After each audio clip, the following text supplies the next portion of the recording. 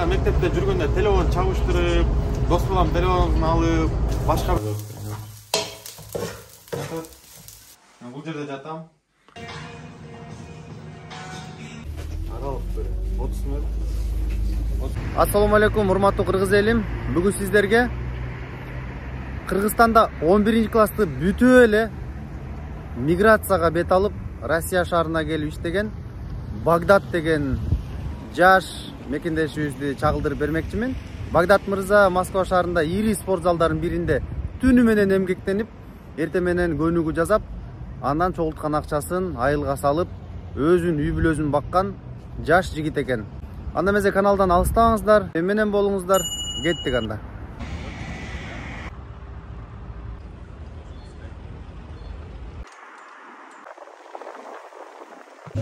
Ассаламу алейкум. Багдат мырза, кандайсыз? Ден соолуктарыңыз жакшыбы? Иштериңиз болуп атабы? Ушул жерде эмгектенесизби? Жүрүңүз анда. Багдат мырза, Атay мен келет деп шоу концерт уюштуруп койдуңузбу? Бул жерде ошо орустардын майрамына жакын парад болот, мини парад. Негизи ушундай парадтар көп болот экен, бул жакта. Орустарда буларда ушундай майрам ушундайларга булар жакшы да уюштурган. Активный бизден болсо. Негизи 9 майга даярдык күчтүү болот экен булар да.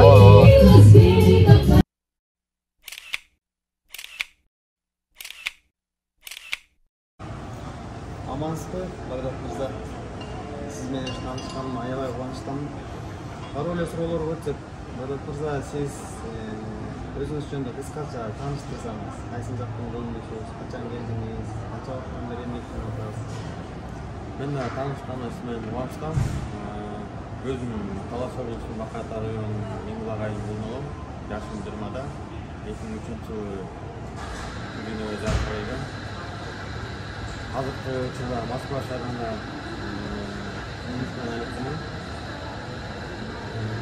Сиз канча бир туугансыз? 4 бир тууган. Эң улуусу. Сизге эмне түрткү болду ушул жака келип иштегенге? Сиз деле эл катары студенттик күндөрдү өткөрсөңүз болмокто негизи. Туура айтасыз.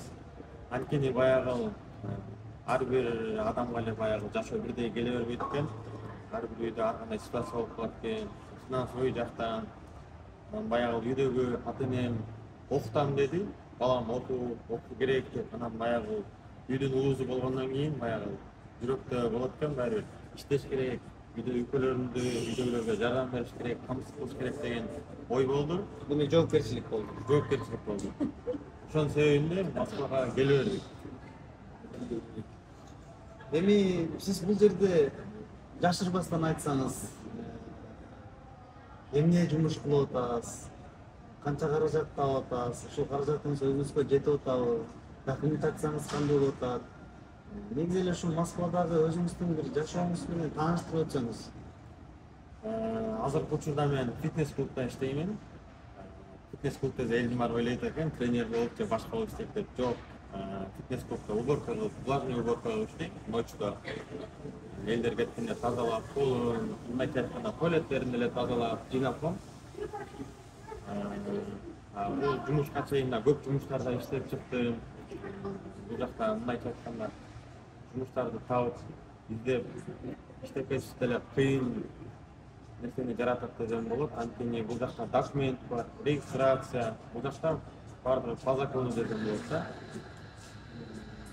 Сиз ошондо фитнес залда түнү менен ушул этиканы жыйнап, андан кийин өзүңүздүн күнүңүздү кандай кылып улантып атасыз? Канча каражат таап атасыз? Эми суроо бергенин себеби мына бизди көргөн көрүүчүлөр, ушулар дагы сизге окшоп мектепти бүтүрүп келем деп аткан, болбосо келе жаткан балдарга дагы үлгү болуш керек да.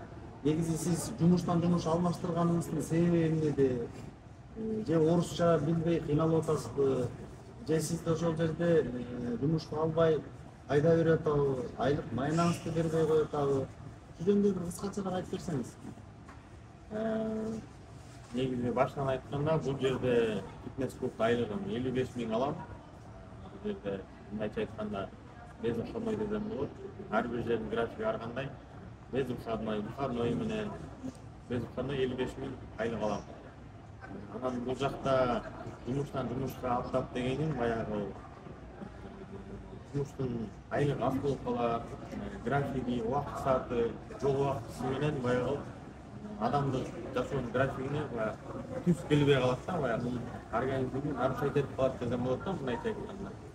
Ошондуктан өзүбүзгө ыңгайлаштырып, кайсы жерде жүрсөк да, баягы ден соолукка карап, ошого жараша жумушка иштесек, анан болот десем болот да, мындайча айтканда.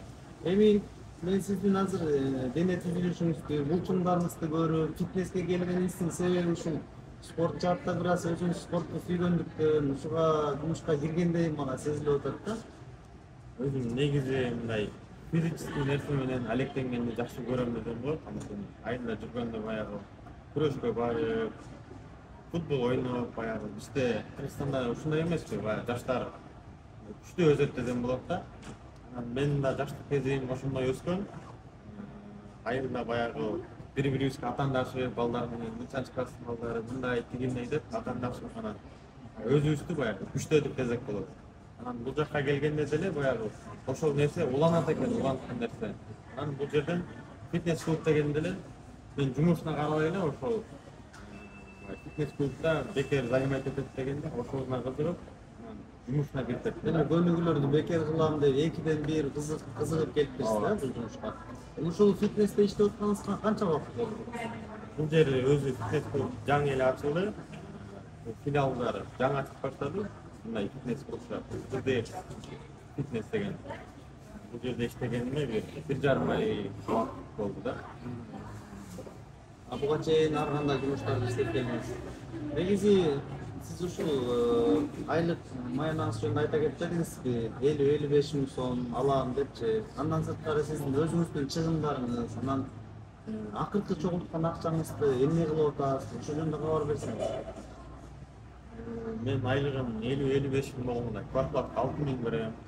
Тамак ашка бир 10 миң, 15 миңге кетип калат. Баскан турган бир айга. Анан наркы жакта ошол 25-30 миң чыгымдарыбыз калат. Биздин курс менен эсептегенде бир 40 миңге жакын акча болот деген болот да азыркы убакта. Андан башка чыгымыңыз жокпу? Документацияга кете турган чыгым, же болбосо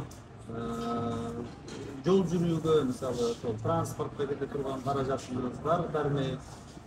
Башка чыгымдарыңыз жокпу? Телефонуңузга каражат салмай, балдар менен жолукмай.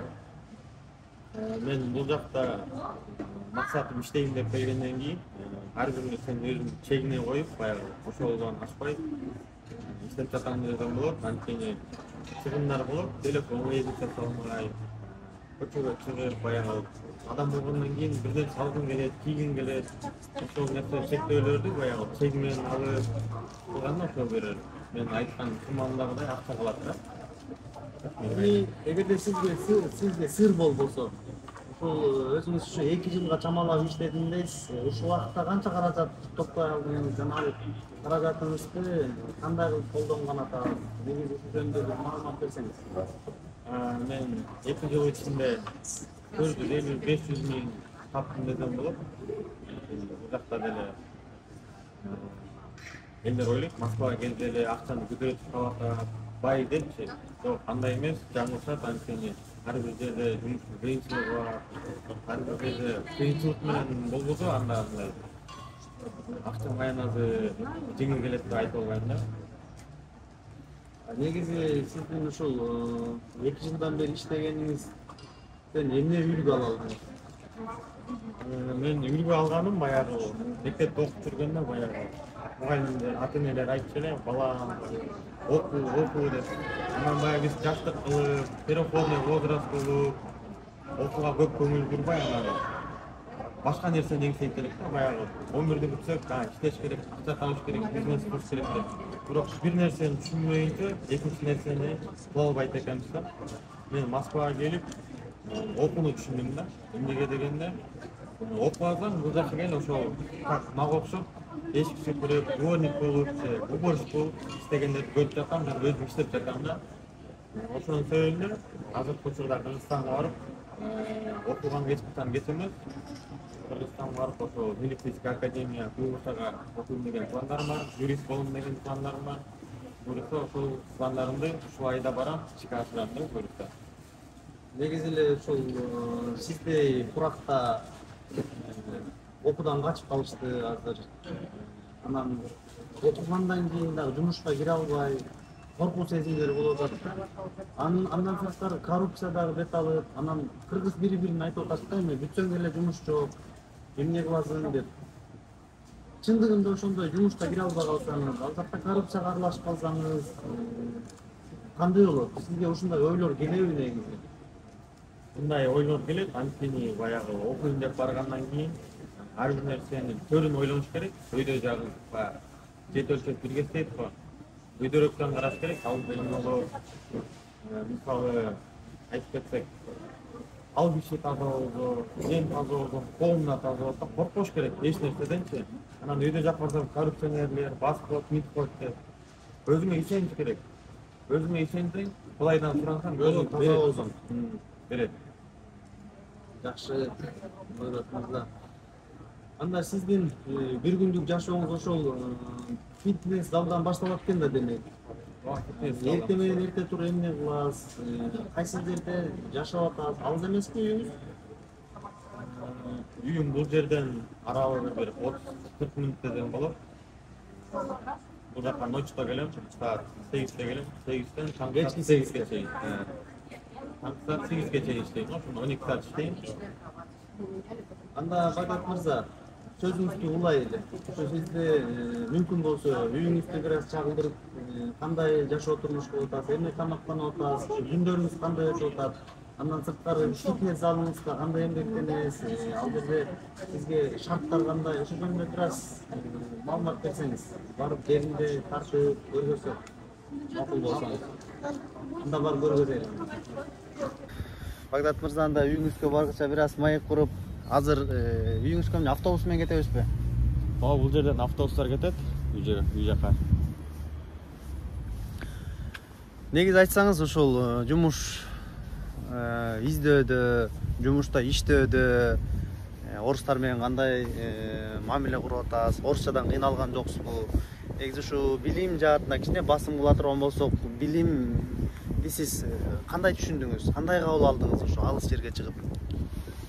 Бул жакта орус тилин кандай десек, орус тилинин мындайча айтканда фундамент бар, анткени ар бир эле мектепте орус тили сабак бар десем болот. Анткени ал сабак берилгенде, ал кабыл алган адамга жараша десем болот. Бир аз фундамент болуп, анан баягы орусча кинолорду көрүп, бир аз орус тилин билдик десек болот да.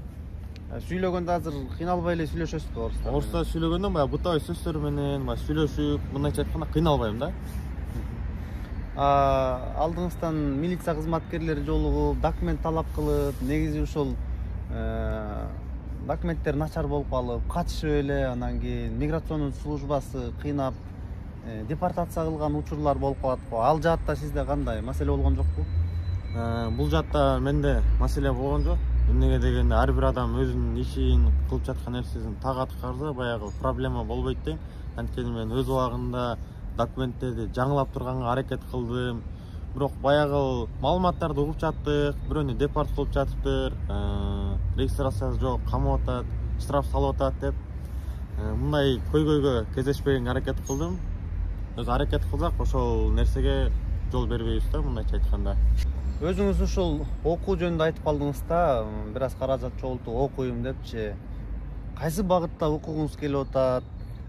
Негизи кайсыл билим азыр ушул чет жакасында же болбосо Кыргызстандын ичинде керектүү деп эсептейсиз?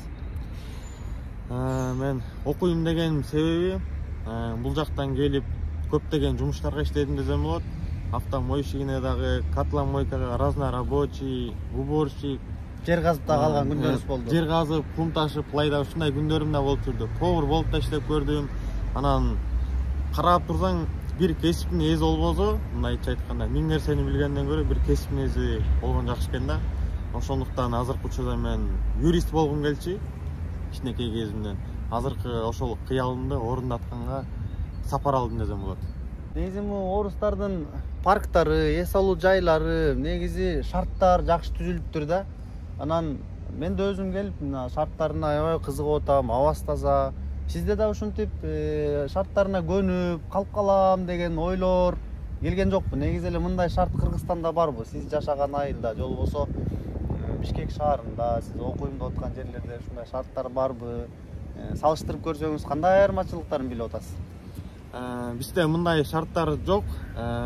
Эмнеге дегенде ал ошол келечек жаштардын колуна дейт. Ошол бизге окшогон жаштар мындай туура ойлонуп, азыртадан ойлонуп, билим кесибин туура тандап аракет кылса, Москва эмес, Москвадан да жакшы бир шаарлар курулуп, ушундай бир өнүккөн мамлекет болот десем болот биздики.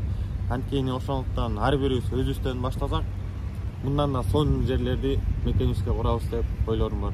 Сиз мисалы азыр спорт залда көйнөгү кылат экенсиз, булчуңдарыңыз чыңдайт экенсиз, 55 000 рубль айлык алат экенсиз.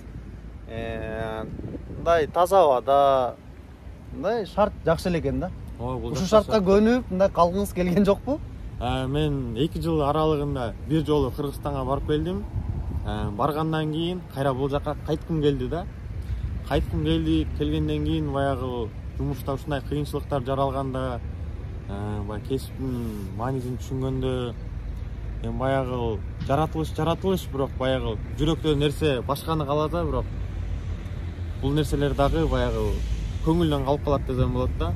Азыр менин оюм ошол кесип боюнча барып, ишке ашырмай. Москвада жүргөн жаштарга айтмакмын. Биринчиден бул жакка келерден мурун ойлонуш керек. Баягы окуу боюнча, анткени мен бул жакка келип түшүнүп атам окуунун баалуулугун. Анан баягы Кыргызстанда жүрүп окуп жаткан билимдин баалуулугун, билим баалуулугун. Кыргызстанда жүрүп окуп жаткан жаштарга айтмакмын. Окууңарды окуп, волонтер. Бул жакка келип иштейм деп алектенерсиңер, окууңарды таштап. Бул жакка келгенде ишиңерде болбой калса, окуудан да жок, ортодо калып кетесиңер да, мындайча айтканда.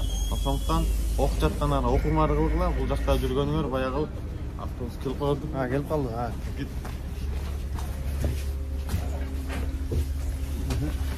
Айта бериңиз. Кыргызстанда окуп жаткан жаштарга айткан нерсем ошол окууңарды окуп, волонтер келе да, мындайча айтканда. Бул жакка шашылып келиштин кажети жок. Анткени кесип бул баалуу нерсе да. Мен ошону түшүнүп кетип баратам мындан. Болбосо жер шыпырып, колжуп, иштеп калыш ар биринин башында бар. Мына достор, биздин ошондой жаш мына Москва шаарында эмгектенип аткан 20 жашка жаңы толгон Багдат мырзадан ушундай маанилүү, бир чети пайдалуу кеңеш болуп келет, жаңылышпайбыз. Ушинтип автобус менен барат экенсиз үйгө. Канча алыс аралык? Аралык бир 30 мүнөт. 30 мүнөт ушундай текеңизден тик туруп кетесиз. Тик туруп үйгө бармай. Да. Дом 12. Поликлиника.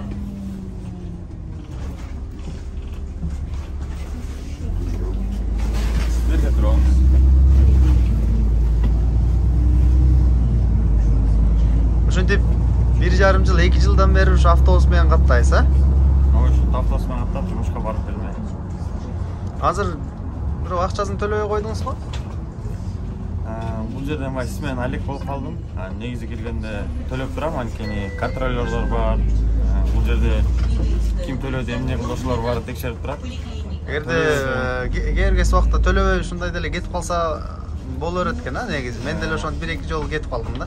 Төлөбөй кетип калса болот, бирок кармада штраф салат. 2-3 штраф салгандан кийин уже баягы департ деген нерсеге келип калабыз да. Ошон үчүн төлөп койгон деле жакшы болот. Төлөп койгон жакшы. Бир төлөбөгөн, 2 төлөбөгөн себеби штраф салганда 1000 эсе чыгып кетет да. 1000 рубль. Азыр жол кире канча сомдон? Жол кире 50 рубльдан болуп калды. Штраф салса 1000 рубль. 20 жүргөндүн акчасын бир эле төлөтүп коет экен да.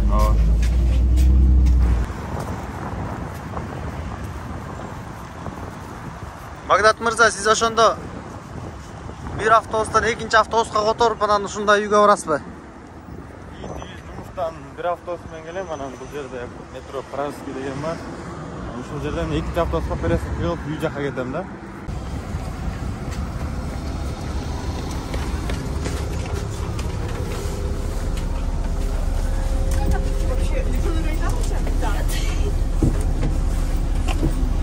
Үйдөгүлөрдү сагындыңызбы? Кыргызстанды сагындыңызбы? Үйдөгүлөр сагындым, туугандарымды, ата-энемди. Сиздин Сиздин азыр кичүү бир туугандарыңыз канча куракта? 170. Кичүү бир туугандарым бирөө 10 класста окуп атат. Андан кийинкиси уже 4 класс, андан кийинкиси уже 2 класс болуп калды. Ошолордун камын ойлоп, өзүңүз жол баштап эмгектенип жүрүптүрсүз азыр, э? Ülkelerin azdan жақсы көрім, сағынам. Осыларға да biraz жардам болсын деп. Сол кейін аларына келечегім алып ушундай чет жакта отуруп берип, баягы аларга да кичине болсо да фундамент жардам кылып, мындайча билим жактан. Азыр Кудай буйрса, Кыргызстанга барып калсаңыз, алардын багытын бурганга аракет кылат экенсиз да. Аракетти кылабыз, буйрса барганда. Багдат мырза, негизи жаштар чет жакка чыгып иштегенде ошо каражатына Кыргызстанга барганда уят болбойн, жөө жүрбөйүн, коомдук транспорттарга түшпөйүн, машина алайын деп, же болбосо кымбат баалуу телефон алайын деп ушундай ойлонушат экен да. Сиз бул жаатта кандай ой жүгүртөсүз? Негизи эле ушундай нерселерге кызыкпайт окшойсуз, а? Же болбосо азыр сизге приоритетте бөлөк нерселер маанилүү болуп турабы? Мен үчүн маанилүү нерсе бул билим, бир нерсе билиш керек, анткени темир, буюм бул нерселер табылат. Жана ошондой эле айылга барып, машина алып, кутуруп, кыла турган азыр мен убактым эмес десем болот. Антип жүргөн жаштар бар, аларга айтар советим эле азыркы убакта убактыңарды билимге жумшап, керектүү нерсеге жумшашыңарды каалайт элем. Анткени себеби ар бир убакыт баалуу. Машина айдап, убактыңарды өткөзүп жибересиңер, анан ертең тарс бир убакыт келет, ай мен жаштыгымда ушинткен экенмин деп, анан баягы башта калчырган убакыттар келет да. А мен ошону чекезден азыркы учурда көрүп түшүнүп келатам. Билим керек, окуш керек. Анан кийин темир үстүндө да жүргөн убакыт болот буюрса. Сиз аябай эрте турмушка, жашоого бет алып турсуз. Сиз өзүңүз мектепте кандай жүрчүңүз эле? Мен өзүм мектепте как обычно жаштардай эле уктап калып, мектептен качып ушундай күндөр болгон менде. Анткени айтып жатпайм, Москвага келгеним себеби айылда окуганым эмес, мен жакшы деп. Айылда мектепте жүргөндө телефон чабыштырып, дос балам телефонун алып, башка бирөөгө сатып алып келип бериш үчүн алмаштырып, ушундай мини бизнес десем болот да. Велосипедтерди краскалап сатып, ушундай убакыттар болгон да. Анан кээде акча жок убакыт болуп калганда да телефондорумду сатып жүргөнгө да убакыттар ушундай ситуациялар келип калды да. Биз остановкага келип калдык. Ушундай убакыттар болду. Телефондорумду сатып жиберип, бир дос баламдын туулган күнү болуп, акча таппай, телефон сатып жиберип, шаардан китеп заказ кылган убагымда болгон да. Анан ошол ушундай нерселерден баягы сабак үлгү алып, анан жашоого баягы көз караш өзгөрдү десем болот да. Эми ошол жашооңуздун өзгөргөнүнө көбүнчө бул жакта жер шыпырып, же болбосо өзүңүз айткандай жанагы жер казып калгандан кийин көп нерсе түшүнүктөр келиптир да сизге, э? Ооба, мага ушул түшүнүктөр келди. Азыр ушул турган остановкада эртең менен бир автобус келет. Ал Подмосковьега кетчү да. E99 Захарино деген автобус келчү. Ошол автобус менен 1 саат Подмосковьега барып, Катламойщикте иштечим да. Вахтовый метод жакта. ИЭК компаниясы бар эле, ошол жерде столовойунда Катламойщик болуп да иштеп жүргөм да. Анан ушул кыйынчылыктар ушундай нерселерге түрткү болуп, сабак болуп келип атат мага. Үйүңүзгө аз калдыкпы?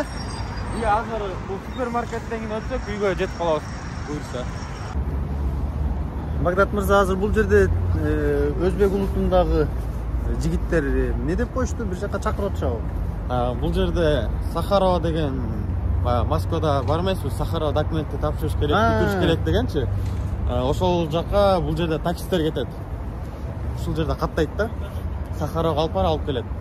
Ал канча каражат кетет ага? Ал жака барып келген жол кире таксисттер менен 1000 рубль кетет. Сахарованын өзүнө канча төлөйт? Сахарованын өзүнө эгер перевод паспорту өзүнүн жанында болсо 6300 рубль төлөйт да.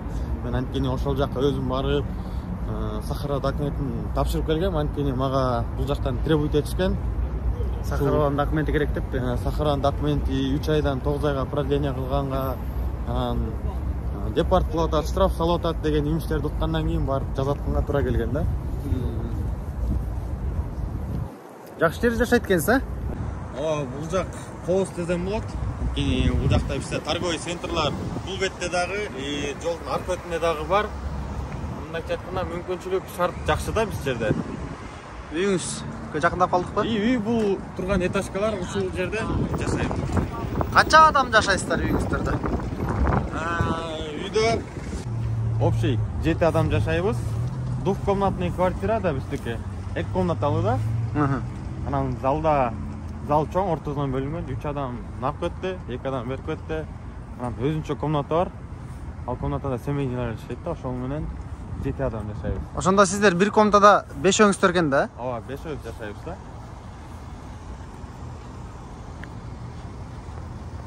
Бул жакта орустар дагы мындай жакшы да, өнүккөн мамлекет десем болот. Бул жакта дагы баягы элдер бири-бирин сыйлайт, мындай сылык мамиле кылат, мындай адамдары бул жактыкы деле жакшы адамдарычы. Баягы айтат го, жаман коом болбойт, жаман адам болот дегендей. Ал ар бир адам өзүнөн эле. Кээ бир адамдар нааразы боло берет го. Орустун милициялар сөгөт, анан чурка дейт, кемсинтет депчи. Сизге андайлар бет келелеге окшойт, Мага бет келген учурлар болгон, бирок мен общий мындайча айтканда жалпы коомду жаман көрбөйм. Анткени мени жаман көрсө ошол бир милиция же 2 милиция жаман көрүшү мүмкүн. 100төн бир 2 жаман көрсө калганы мүмкүн жакшы адам. Мындай адам ойлонгон нерсесине жараша да. Жаман ой калып келет. Ниеттен дейт го. Туура ниет жакшы ойлонсо болду, бардыгы жакшы болот буюрса. Атамбаевдин бийлик убагында мигранттарга кыйла жашоо жеңил болчу да. Азыр мен баамдап көрсөм, көп акча эле ошол документке кетип калып атат да, мындай байкап көрсөм. Өзүңүз айттыңыз, сахарова кетирдиңиз, регистрация кетирдиңиз. Бул жерде жашоо турмуш, андан сырткары дагы бир нече бир документтер бар экен. Бул жакта документтер көп. Мисал айтып келсек, регистрация, МФЦ ошо мои документы да, мындайча айтканда ошол жерге барганда ИНН снилайбыз, ДМС деген документтер бар. Страховкачы? Страховка дегендер бар. Мындайча айтканда бир 5-6 документ да. Жолдон мент кармап, текшерди, документтериң алчык десе, башың катып калат. Мындайча айтканда кайсыл документиң берерин билбей чаташып каласың да. Анан бул жакта документтердин, регистрация, ошол нерселердин кымбаттап неме кылышы баягы саясат жак болуп кетет десем жаңылышпайм. Анткени бул жакта Атамбаевдин убагы деп айтып калбадыңызбы? Атамбаевдин убагында мүмкүн дипломаттык катнаш мүмкүн жакшы болгон чыгар. Айтып жатпайм, ар бир адам мамиле кургана жараша, бирөө жакшы мамиле курат. Бул жактан дагы окуп билип түшүнүш керек, тереңирээк кайсыл жактан ката кетти, ким эмне кылып жатат, ушуларды изилдеп, мындай маалымат алыш керек десем жаңылышпайм. Анда азыркы бийликтин тушунда бир аз оорлошуп атыптыр. Атамбаев убакта негизи бир аз жеңилирээк болчу экен да, Атамбаев убагында бир аз жеңилирээк болчу экен. Анын бир тамаша сөзү бар го, если не будет мы когда-нибудь на Новый год свет отключим на другом стране деген. Мындайча айтканда, бийликке катуураак киши болчу десем жаңылышпайм да. Сиздер комнатада 5 өңүздөр болсоңуздар канча сом төлөйсүздөр ошого? 5 адам болгондо 6000ден төлөйбүз. 6000ден 5 30 000 сом. 30 000 сом. Берки комнатачы? Берки комнатада алар бир комнатка 20 000 25 000 ушундай төлөп калат да. Жалпы ошо 50 000 сом экен да бир квартира. Сеңизге келип калдык ошентип. Келип калдык ушинтип.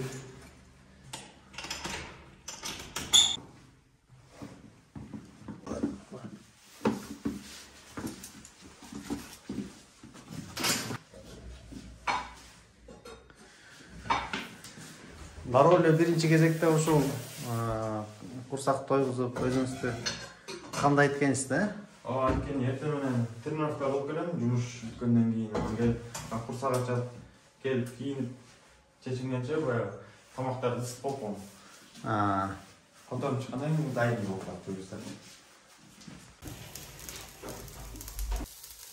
Азыр биз гречка жазып атак, анткени баягы тренировка кылгандан кийин гречка, рис жеп туруш керек, анткени баягы ашказан кыйналбаш керек да.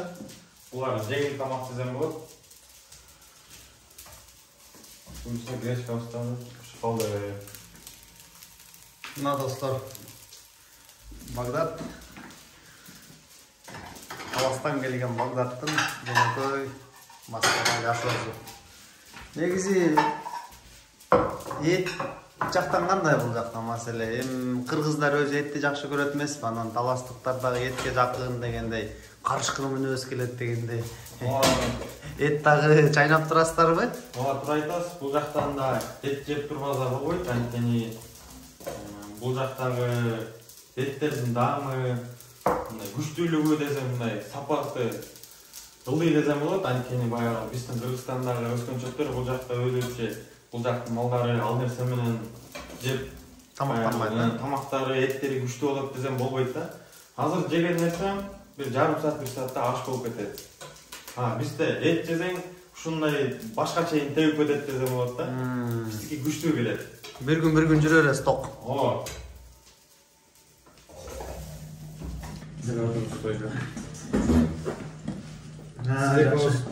Кечке сүйлөштүк, сакты да камы. Макул. Сизде бирок таластан кылып 5 бармак менен кылып албайм, бирок. Талас 5 бармак мененби? Кудайга шүгүр. Биздин максатыбыз сиздин негизи Кыргызда кыйынчылык болуп атса деле кандай десе жакшы дей берет го. Анан биздин максат сиздин жашооңузду болгондой чагылдыруу да. Анткени бизди көргөн көрүүчүлөр дагы, менин катталуучуларым дагы түшүнүш керек да. Негизи Москвада жашоо кандай, биздин жаш сизге окшогон тың мындайча айтканда бычакка сап боло турган, жумушка жарандуу, интеллигенттүү балдарыбыз сыртка кетип атканы бул өзүнчө чоң көйгөйдү жаратат. Анткени улам сиздер ушундай сыртка чыгып, баягы өзүңүздөрдүн ар бир башта бар да, жашоону тыңдаш үчүн, үй бүлөнү тыңдаш үчүн чыгасыздар, бирок ошол кезде Кыргызстанда коррупция гүлдөп, кошоматчылык болуп, жумушсуздук бет алып, болбосо бөлөк улуттар алдап каптап дегендей улам анан ички чыңалуулар көбөйө берет, революциялар боло берет. Ошентип кыргыз улуту жок болуп кетиши дагы ыктымал.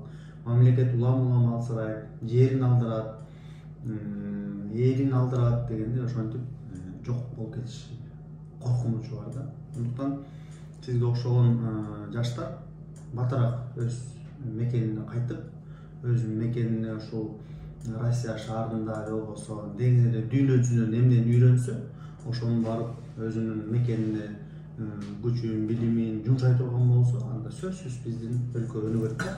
Буюрса өзүм кесибимди бүтсөм, анткени биздин мамлекетте дагы жакшы туруктуулук болбой жатат да. Анткени биздей жаштар чет жакка чыгып кетип, баягы жаштар, келечек жаштар болгондуктан мамлекетибиз алыс болуп калып атат да. Жаштардын баары сырт жакта иштеп жүрөт, миллиондогон. Бизде кимдер калат Кыргызстанда? Баягы эле карылар, картаңдар калат. Революция бирдем болсо ошолор чыгат. Жаш күчтөрдүн бардыгы бар, бирок алар деле чыгып келе аткандарды акырын баягы акчасы бар, бийлик үстүндө отурган коррупционерлер акырын баягы басып коюп атат. Акча менен мындайча айтканда пара берип, баягы деңгээлин, даражасын көтөрүп атат. Мен ошондой нерселер менен барып, мындайча айтканда до конца түп тамырына чейин жетем деп күрөшөм деген оюм бар да. Кудай буйрса. Анан бирөө келип коркутат, анан мындай акча берет, пара берет деген ал нерсенин баарын көрүүбүзгө мындайча айтканда алып кете албайбыз да. Биз менен кетчү нерсе баягы кылган жакшы иштерибиз, элге кылган кызматыбыз, ушул нерселер калат. Баягы акча, буюм, бул нерселерди алып кете албайбыз десем болот да. Жакшы. Учурдан пайдаланып, ата-энеңизге алыстан жүрөсүз, салам айтып, саламдооңуз барбы кыргыз элиңизге? Саламдоом бар. Урматтуу кыргыз элим, баарыңарга салам жолдойм.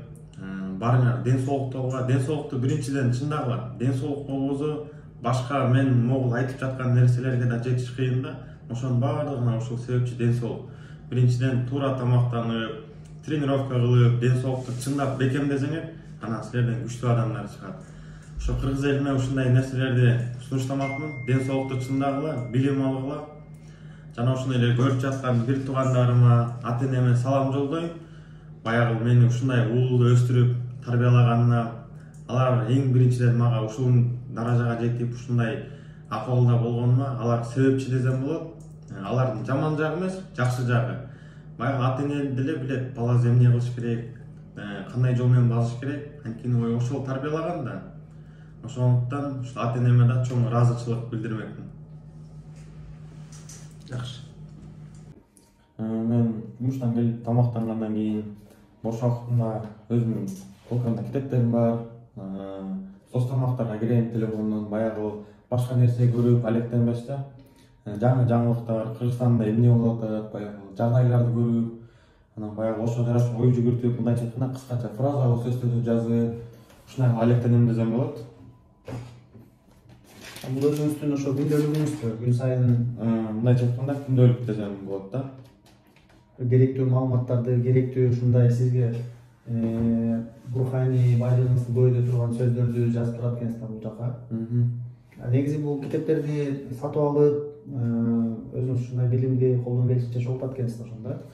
Ошо бул китебимди окуп жүрдүм эле, анан ойлодум эле ошо бир адам чыкса, бир ушундай истикке окшогон баягы элге, жерге баягы керек деген адамдар менен мындай жолугуп калсам, жакшы адам менен жолуксам бир ушундай белек болот дедим эле. Бул мага белек башында. Анан бул китебим баягы сөз эзин табат дегенде, азыр буюм эзин табып, ошол бул китепти сизге белекке берип жатам.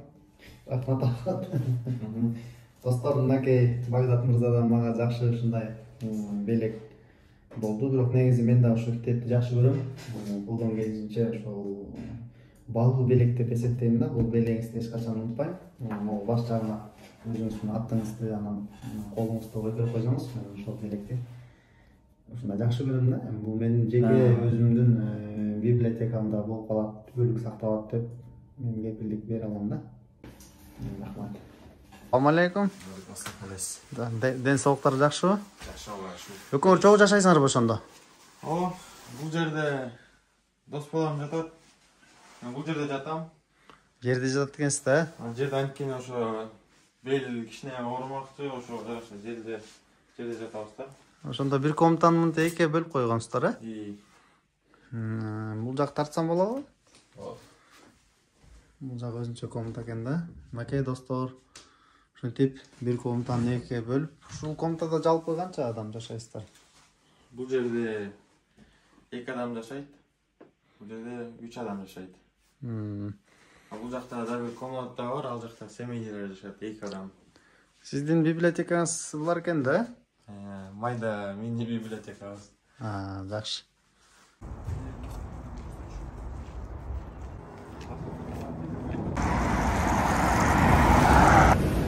Достор, ошентип Багдат мырзанын жумушуна келе атабыз, аз калды да? Ооба. Азыр эми жумушуңузда кантип эмгектенесиз, баарын Кудай буйрса көргөз бересиз. Жумушуңуз оор деле эмеспи? Жумушум, ар бир жумуштун оор жагдайлары болот. Мындайча айтканда. Бардыгы менен бөлүшүп калдыңыз. Эч ким урушпайт. Талашпайсыз. Тартышпай, мамиле жакшы. Здрасте. Как у вас дела? Салют.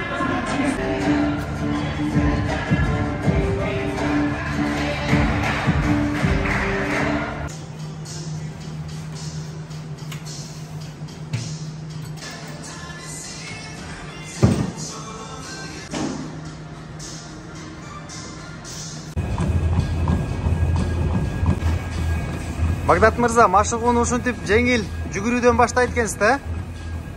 Ушинтип жүгүрүүдөн баштайм, анткени денелерди жүйүтүш керек. Денелерди жакшылап жүйүтүп албасак, анткени оор вес көтөргөндө баягы денелер травма алып калышы мүмкүн, жаракат алып. Ошондуктан денелерди жүйүтүп, буттар чөйүп алабыз.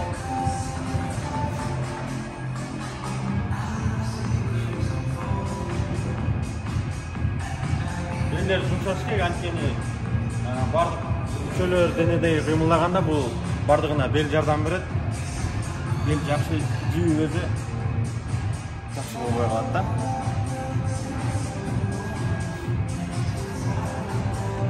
Андан эсе кеттик, тренировканы баштадык.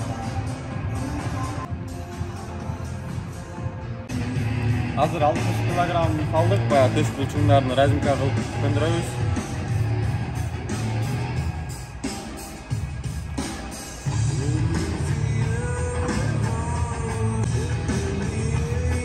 Азыр 90 килограмм салдык.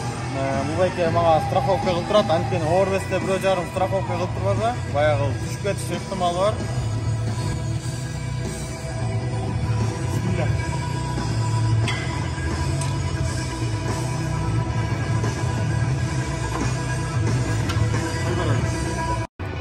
Hazır kol bulçunlarına kılavuz, 20 kilodan alıp razimka kılavuz.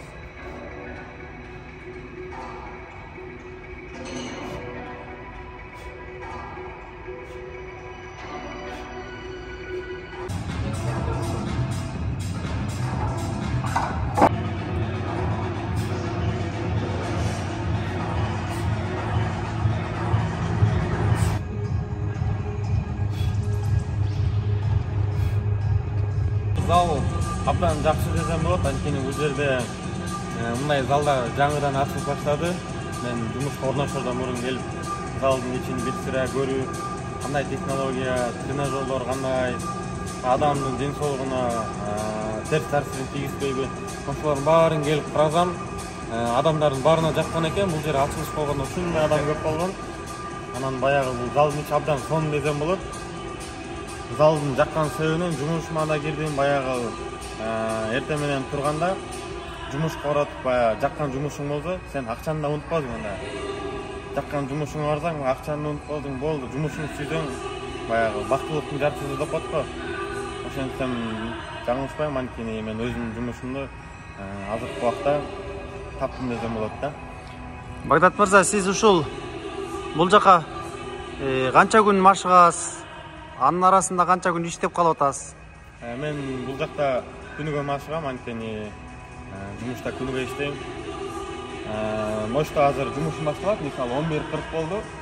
12ден элдин баары кеткенде бул жер жабылат, жумушумду баштап, таңамал саат 6-лар чамасында уже баягы денелеримди жибитип, тренировка кылып баштайм дедим. Сиз ушул жерге жанагы өзүңүз көргөзгөн жумушчу ордуңузга жатып эс алып аласызбы, же кандай түнү менен эс албай анан эртең менен көнүгүүлөр жасасаңыз организм чарчап калбайбы сизде? Баягы ар бир адамдын генине жараша деп коет. Мен мисалы түнү менен иштеп, эртең менен тамак ичип, күч топтоп, энергия топтоп тренировка кылган чыгам, бирок эмнегедир чарчабайм. Билбейм, башкалар чарчаса, менде андайым жок да, чарчабайм десем болот. Анан бул жерде уктай турган убакыт болбой деле калат, анткени бул жерде жумуш көп десем болот. Сиз ушул мекеменин баарын ушул чаңдарын арчып, ушул нымду тазалап чыгат экенсиз да, баардык нымдап, Бул жердин баардыгы гантели кармап отурган, бул отурган столдор, бүт учлардын баарын чаңдарын сүрүп, влажный уборка кылып чыгам десем болот да.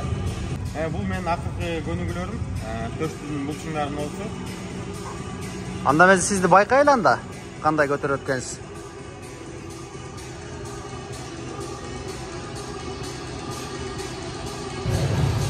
Багдат мырза, сиз ушинтип кээде кечинде көнүгүүлөр жасап калат экенсиз, кээде эртең менен жасап калат экенсиз.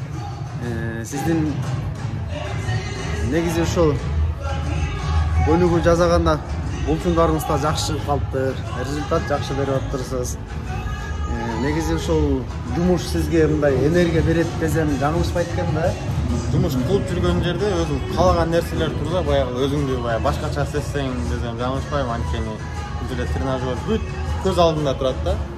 Анан жумуш кылып, шыпырып жүрүп, жумушка акырын барып бир-эки упражнение кылып, кайра жумуштарымды кылып, алектенип жүрө берем да. Кээ бир убакта ушундай кечке маал элдер кете элек убагында машыгып калам, кээде эртең менен машыгып калам жетишпей калганда. Азыр эми ушу атайын кечкурун машыгууңузду бүтүрдүңүз. Ооба. Бүгүн ошол эл азыраак болду. кечки тренировканы кылып калганга жетишсиң да. эртең менен кылбай эмнеден болот анткени. Жакшы. Багдат мырза, ушинтип тренировкаңызды аяктадыңыз. Эми азыр жумушка киришет экенсиз да? Тренировкабызды аяктадык. Эми баягы тренировка кылганда ушундай көңүлүң сонун көтөрүлүп калат баягы. Анткени тренировка кылган баягы сөзүң десем жаңылышпайм. Жакшы көрөм да тренировка кылганды. Анан тренировканы бүтүп келгенден кийин эле раздевалкага кирсеңде уже элдер эч ким жок, анан баягы швабраны кармагың келбей, араң чыгат десем болот да. Араң чыгып, молар жабып шкафтарды, мусоркалар чогултуп, анан 1 саат иштегенден кийин анан кайра мындай от алып анан иштей баштайм да, кайрачы. Бат-баттан тигилерди кылып, саат мынчалык калып туруп кой, кусагымды тойгузайын, кайра эртең менен тренировкам башталып калат деп. Кайра эртең менен өзүмдү ушинтип. Эми Багдат мырза, сөзүңүзгө аралжы да. Сиз эми жаш кезиңизде мектепти бүтүп атканда аябай чоң кыялдар бар болчу да. Бирөөлөр учкуч болом, бирөөлөр болсо миллионер болом десе, анан швабра кармаганда негизи ушул сезимдериңиз кандай болот? Ошо жөнүндө айтып берсеңиз. Мен мектепте окуп жүргөндө баягы ар бир эле бала түшүнөт, анан мектепте баягы көчөдө балдар менен аралашат, үйдө турбай ушинтип, анан баягы окуудан да алыстап. Анан ойлойт да, баягы 11-классты бүткөндө мен бир акча табып ушинтип иштеп келем деп, анан ошол кыялдарым келип атат. Акча табып иштейм деп, бир орустун алдына эшигин алына келип, шүгүрүп, швабра кармап, балына жүрдүм. Негизи бирок өзүңүздү мындай кемсинип, кээ бир кезде ушул сизди жумуш бергендерчи, Багдат бул жак чаңдарын арчып кой, же болбосо мынтип кой дегенде кандай сезимдер болот сизде? Эми кээ бир учурларда ушундай жүрөктө сезим болот, мындай айтат го. Китеп окугула дейт, китеп окубасаңар дейт, китеп окугандар силерди башкарат дейт да, мындайча айтканда билиморлар башкарат. Ошонун кесепетинен мына билиморлар бизди башкарып, муну кыл, тигини кыл дейт. Анан айла жок, үнсүз барып швабра кармап сүргөнгө туура келет. Намыстанасызбы, чыныңызды айтыңызчы? Чынын айтканда намыстанам, анткени бирөө сени башкарып турда башкача болосуң да. Өзүңүз кол бутуңуз соо, мына өзүңүздү баамдап келатам, акыл аң сезимиз жогору, жашсыз, кыргыздын өзү мындай орусча айтканда способность деп коет го, жөндөмү да өтө жогору да. Эми ошолордун баардыгын эске алганда сиз азыр бирөөнүн колунда иштегениңизге кыжалат болосуз да бир чети, туурабы?